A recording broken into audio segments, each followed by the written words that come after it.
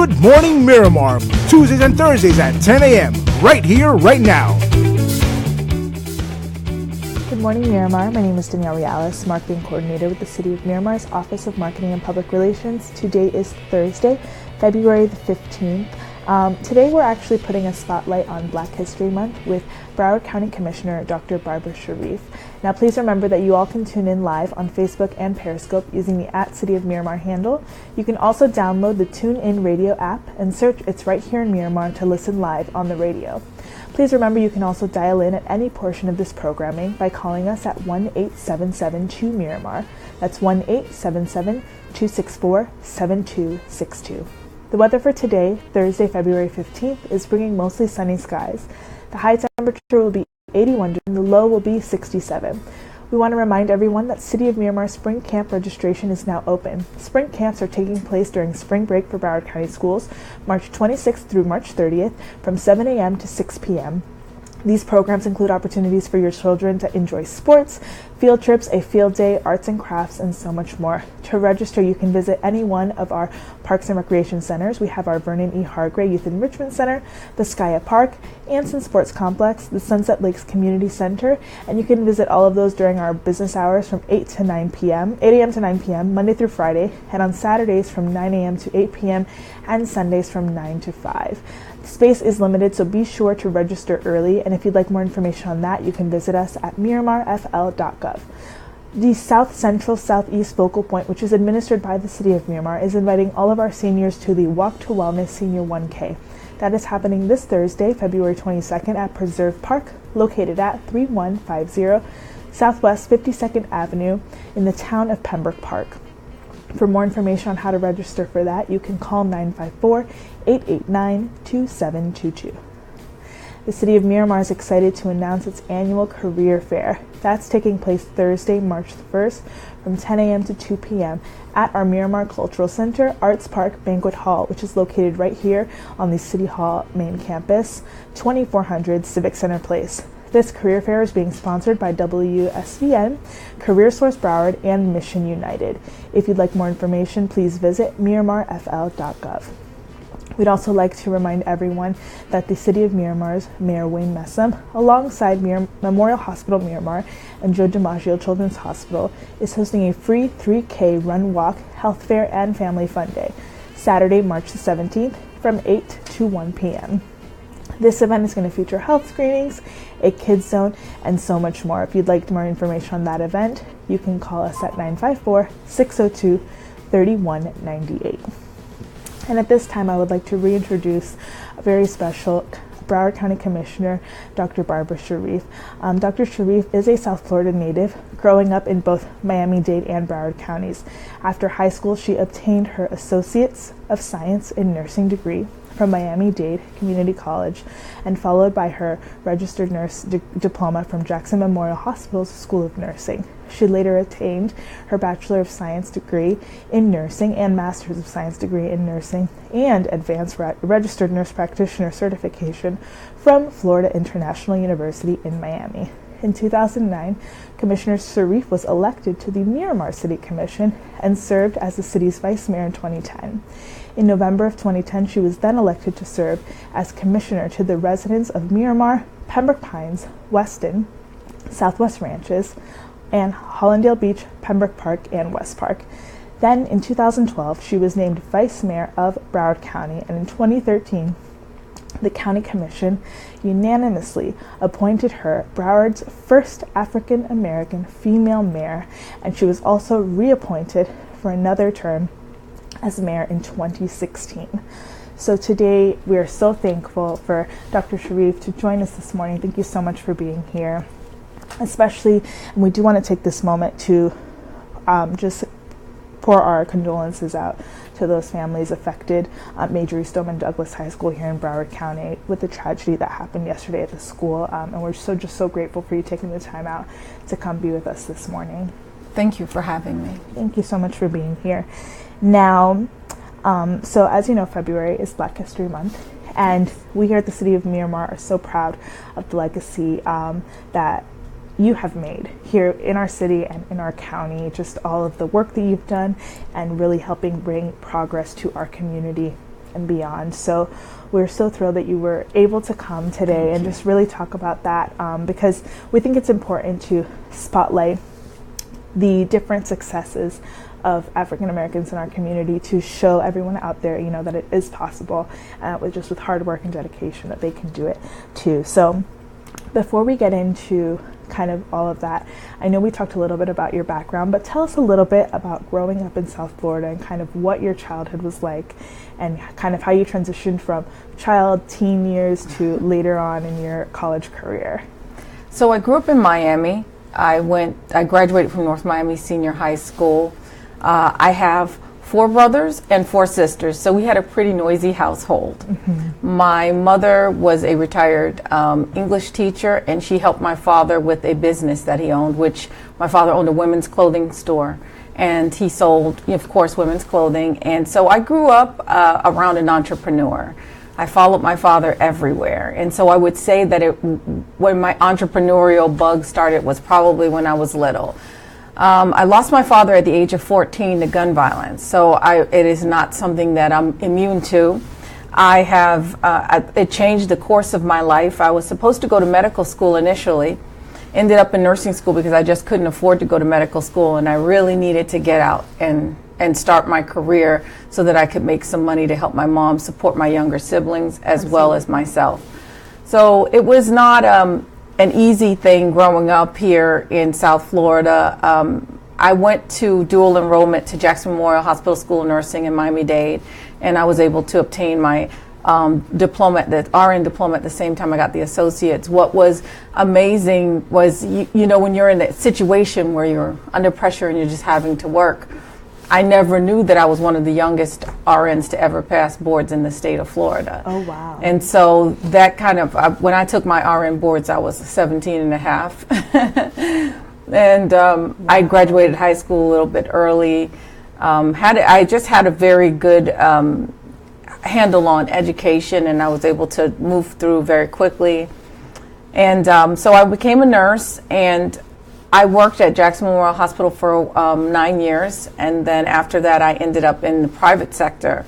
Okay. And just really in terms of building my business and building my company and my brand, South Florida Pediatric Home Care, I use my nursing background in business, and we take care of medically complex children that have tracheostomies, G-tubes, they have breathing machines.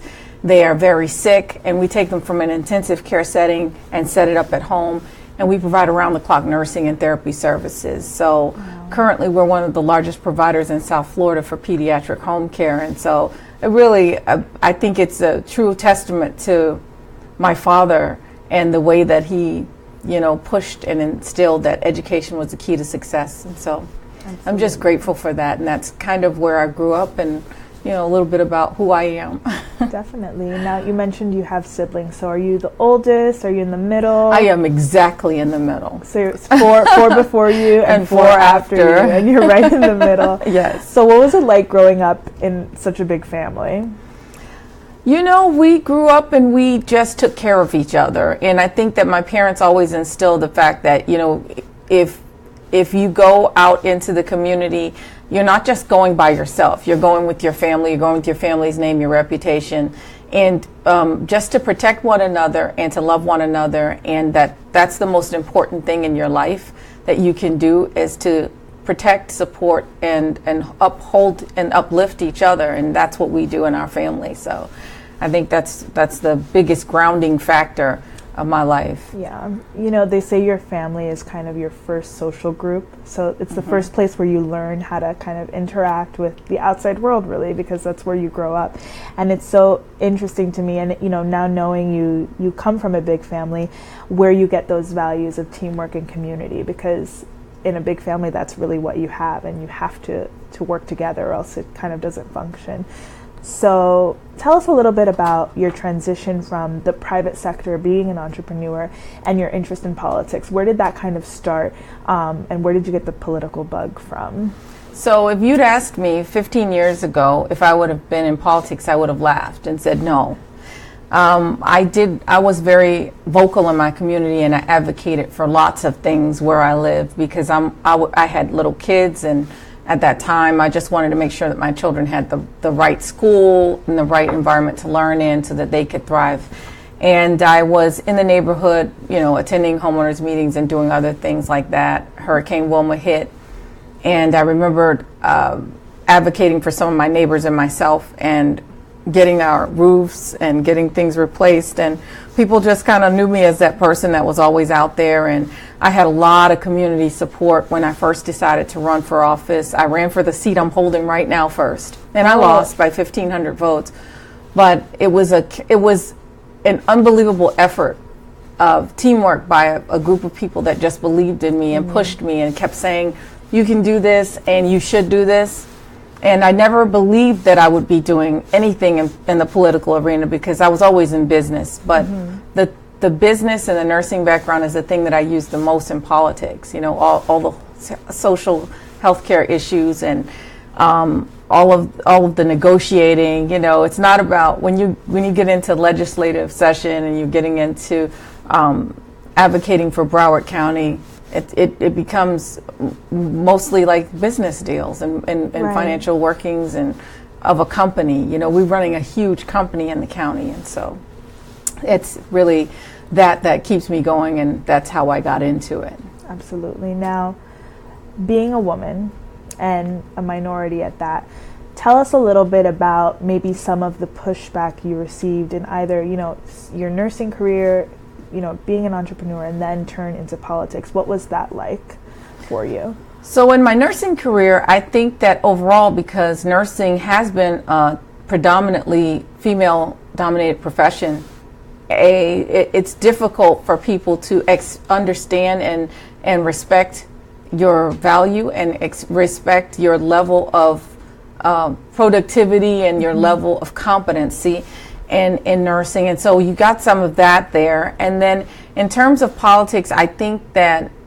they underestimate a lot of times what you're capable of. I think that people judge me based on the fact that I am a nurse, and they think, oh, she's just a nurse. And then when they get to know me and they see me working and they go, oh my God, well, she's actually intelligent and she can do something. I think that that's the plight of every woman in most professions, and especially in corporate America with the background that I had after nursing and hospital. I think that it's just an underestimation of your talents and your abilities, and it was something that I really set out to say, I'm going to work hard and make sure I disprove that and represent every female well. Yes, and you've done an excellent job Thank you. At that.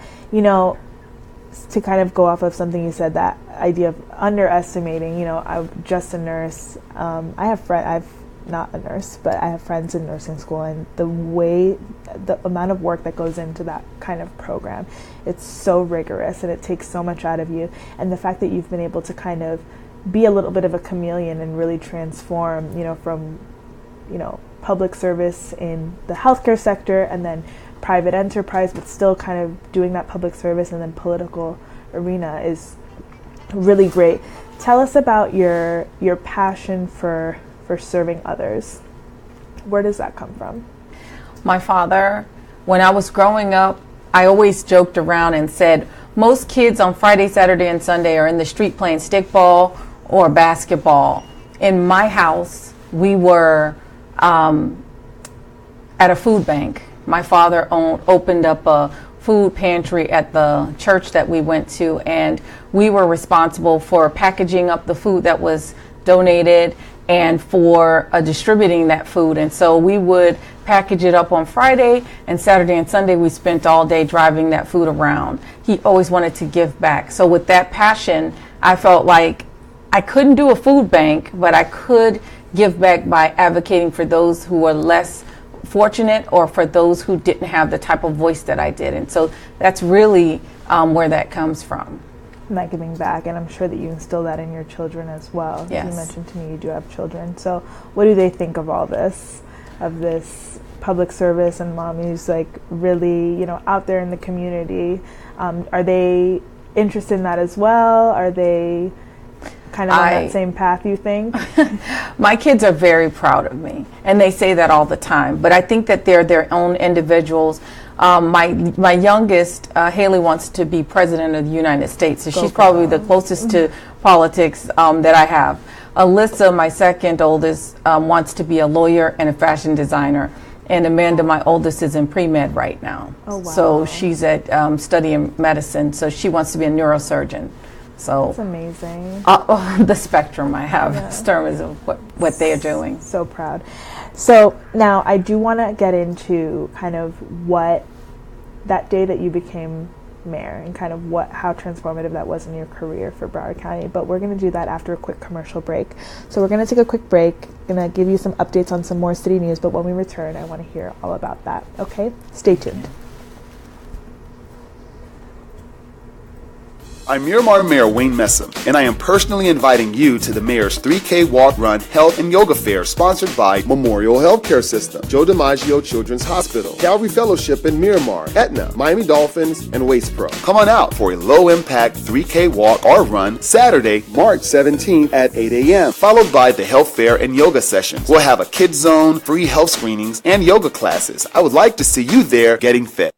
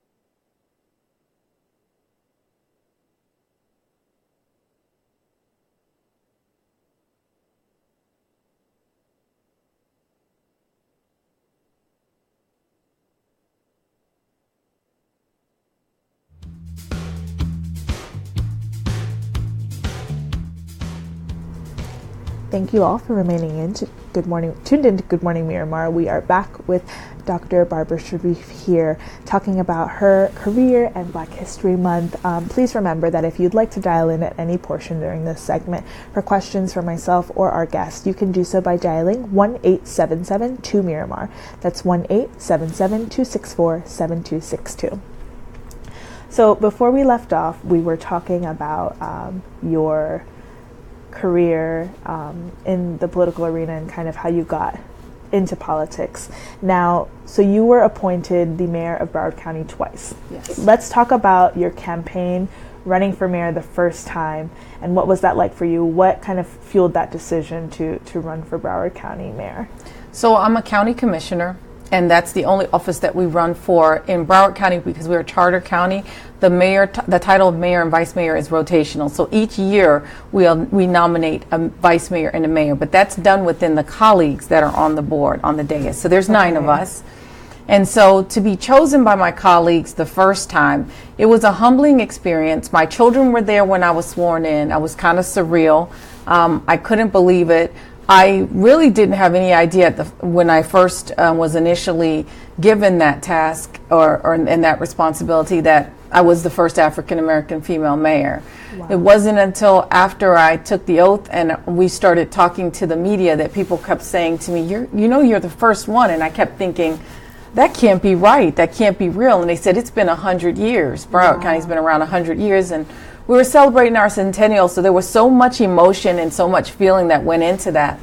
And at that time, I could only think about my great-great-grandmother, my grandmother, my mother, and how we had conversations about the civil rights movement, about segregation, slavery, and oppression, and about where we had come from as a people, and the fact that so many people had sacrificed for me to get to that moment. I really just stood in the moment and took that in and said, I have to do something with this. Absolutely. So- Now, is your family from South Florida originally, generations? No, my family is from Marianna, Florida, which is in Jackson County. That's a little bit further north. Okay. My grandmother and my grandfather settled here in Miami, and my dad is from Montgomery, Alabama. Wow. He moved from Montgomery, Alabama, met my mother in Miami, and they got married. And so Wow. my 8 siblings are a result of that marriage. 27 years. That's amazing. Wow. And so you come from really such a legacy of people who have seen and lived and breathed, that segregation, and really, living in the South, especially what went on during that time, and to kind of now see you in this position, I think that's just something that's a dream. It really is. It is a dream. I think of my grandmother all the time and about how they pushed me. My grandmother passed away shortly after I graduated from nursing school, but she was right there at my graduation. I had my aunts who worked in the church, when I was struggling financially, because life has not always been what it is right now. And I remember not having money to eat, not having money to go to school and do the things I needed to do. And my family were just really surrounding me and stepping up. So I had an aunt that worked in the church kitchen, and she used to have me fill up my containers on Sunday. And she helped me to get through school that way, my Aunt Letha. And my grandmother, Bertha, they were just very instrumental in my life in terms of pushing me. My mother was struggling with being forced back into the workforce after we lost my father to gun violence. So I had it was just a very tumultuous time. And what I want people to get from it was I didn't quit. We had numerous occasions where I could have probably just given up, but I didn't. And I think that there's so many kids out there that go through really hard times in life, and they need to hear stories about other people that had hard times and went through it. And I always thought about it in this respect, that my life was hard, but it was never as hard as those who struggled during the civil rights movement and those who came through slavery. And I just feel like because of their sacrifice, we cannot afford to let our children take any opportunity for granted, and we have to take advantage of opportunities. We have to push them to be their best self, and we have to understand that people sacrificed and died for us to have the freedoms that we have, and that's what Black History Month is all about for me. Absolutely. And that's so important. I heard something the other day, and it's amazing that you mentioned that times haven't always been as they are now. I think the person said, you can have it all, but not always all at the same time. That's true. So I love to hear stories like this, because it really shows people that, I think people want this American dream. They want success all in a package. They want the house, the marriage, the white picket fence, the family, the great job, the vacations, all that. But it takes a lot of hard work, and you're a true testament to that. Look, it is hard work. I'm a single mother with 3 kids. I completed my doctorate degree just recently with my kids, with the mayorship, with going through the airport shooting, with going through the hurricane. I spent countless hours in the Emergency Operations Center. In between interviews and working, I was doing my doctoral thesis. On October the 13th, I defended my doctoral thesis, and on January 21st, I walked the stage and got my Doctor of Nursing Practice. But I did that because I want to show my kids that you can do anything in life that you set your mind to. And that's what not squandering opportunities is about. Absolutely. So how do you do it? How do you do it all? I want to know your secret. It's on a schedule. Okay. Everything's on a schedule. I'm very organized, and I always laugh about that because people will look at me and say, oh my God, how did you do all of that stuff? I said, well, look, I consider myself type AAA. Yeah. I am very methodical. I do everything on a schedule, and I make sure that I prioritize my children. I think besides all the other stuff that I do in life, they're going to always be the constant. They're going to always be there. And I call them my foundation, and they're my rock, like I'm theirs. And so I think that if you prioritize your children first, and you make everything else fall in line, I think you do anything you put your mind to. So it's all about my family first, because they're going to always be here. Politics can come and go, But things can come and go, but the kids will always be there. That's so important. And you know, and this is the first time we meet, so hearing all of this about you, it's so interesting. And you know, you're such a relatable person to so many of the people in our community, because yes, you know, you are in the political arena, in the public eye, with so much success in your career, you know, privately and politically, but you're a mom and a single mom, and that's your first priority and your first job. So I love that you can bring that into what we're fighting for our residents and for our community. Tell us how kind of your experience as a single mom, how that's translated into your politics and the issues that you fight for in our community. Well, a lot of healthcare issues are the things that I fight for. Juvenile justice. I think that when moms are out there and they're single, they're worrying about, is my kid going to be okay in school? Are they healthy? Do I have health insurance to cover if they get sick? Do I have health insurance to cover if I get sick? When you're single, you're the fallback. Yeah. You're everybody's fallback. And so I think that when I look at our community and I look at the moms that have the strength and the dedication and commitment to their children to keep pushing forward, I want to help them in every way that I can. So I advocate for child health, child safety programs, advocate for civil citation for juveniles so that they get a second chance. Because I think that Florida has been one of the more unforgiving states. Mm-hmm. And I thought that red light cameras was just such a regressive type of tax. You know, when you go through and you have a red light camera, $158 ticket, I decided to take that challenge on. That was one of the first times that in the pivotal moment in my career that I thought, I can do this, I can make a difference. I started the red light camera fight on an 8-1, 8 against me, what was just me fighting against red light cameras. And as the time went by, I deferred the item because ATS, the camera company, wanted to patch into Broward County's infrastructure to put up the systems and to make them work and to give more tickets. And I started that on an 8-1, and I was fighting with everybody because I said it's not about safety. When the poorest section of the community is paying for something, and the rest of us are taking it to a lawyer and getting it dismissed if we get one, that's not safety. It's a money-making vehicle, and it is a regressive tax.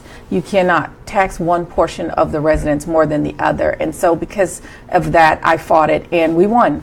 That's amazing. And so that was one of the pivotal moments where I said, hey, I can make a difference. And then when I looked at single moms working 2 jobs, I said, I'm going to represent them. I'm going to represent females in a good way, and I'm going to be strong for them. So that's amazing. Thank you so much for sharing that. And now finally, before we go, any advice that you have to give to maybe women, minority women who are interested in either a career in politics or just, you know, really making a name for themselves and really serving their community as you have? What advice would you give to them? I would say never doubt yourself. Never give up on your dreams. Even when people tell you it's not possible, it is.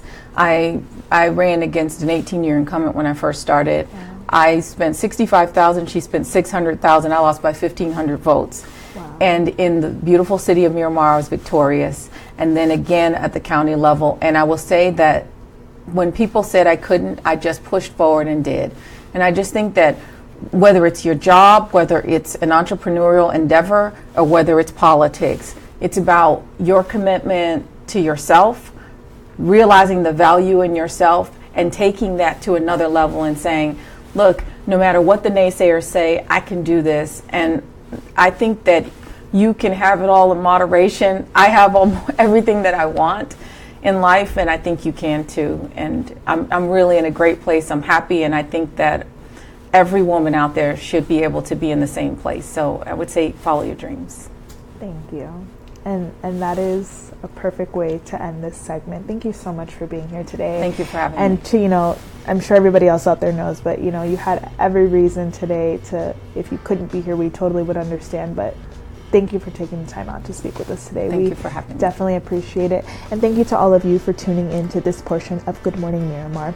We want to remind everyone that we are live every Tuesday and Thursday at 10 a.m. right here in Miramar. Thank you so much. Have a good day.